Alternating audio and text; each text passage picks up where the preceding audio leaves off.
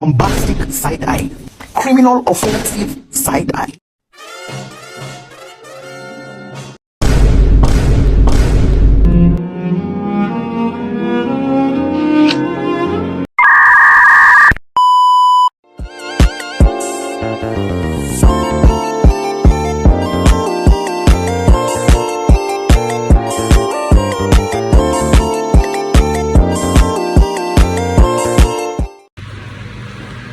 Assalamualaikum warahmatullahi wabarakatuh. Perkenalkan, nama saya Intan Nuraini, NIM 50800124004 dari Fakultas Dakwah dan Komunikasi Prodi Manajemen Haji dan Umroh kelas A.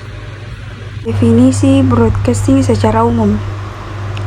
Broadcasting secara umum adalah proses penyebaran atau transmisi informasi dari satu sumber ke banyak penerima secara simultan.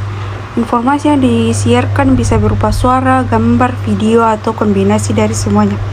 Secara teknis, broadcasting memanfaatkan teknologi transmisi seperti gelombang radio, satelit, atau jaringan internet untuk menjangkau audiens yang luas dalam satu waktu. Dalam konteks media massa, broadcasting merujuk pada penyiaran program-program yang disampaikan melalui saluran televisi atau radio. Tujuan broadcasting dalam media massa adalah untuk menyampaikan informasi, hiburan, berita, dan konten edukatif kepada audiens yang luas dan heterogen. Istilah ini sering dikaitkan dengan penyebaran informasi yang berskala besar melalui medium seperti televisi nasional, radio publik, dan saat ini melalui platform digital atau streaming. Broadcasting media massa umumnya diatur oleh regulasi pemerintah untuk memastikan kualitas dan kepatuhan terhadap standar etika serta perlindungan publik. Broadcasting, komunikasi interpersonal, dan komunikasi kelompok adalah tiga bentuk komunikasi yang memiliki perbedaan signifikan dalam hal audiens, tujuan, dan media yang digunakan.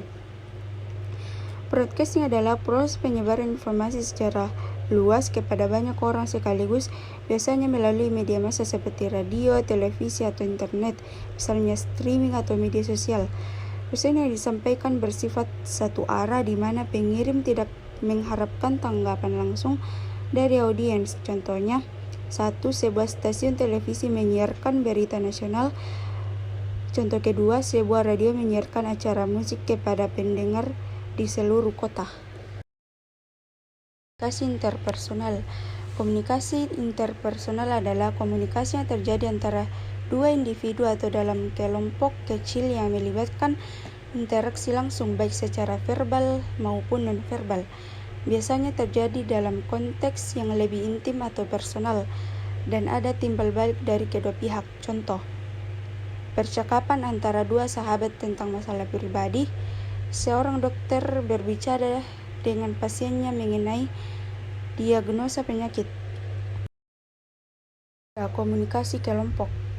Komunikasi kelompok adalah komunikasi yang terjadi antara beberapa individu dalam sebuah kelompok kecil, biasanya untuk tujuan tertentu seperti diskusi, pertemuan kerja, atau pengambilan keputusan bersama. Contohnya, rapat tim kerja di kantor untuk membahas proyek baru, atau diskusi kelompok belajar di kelas untuk mempersiapkan ujian.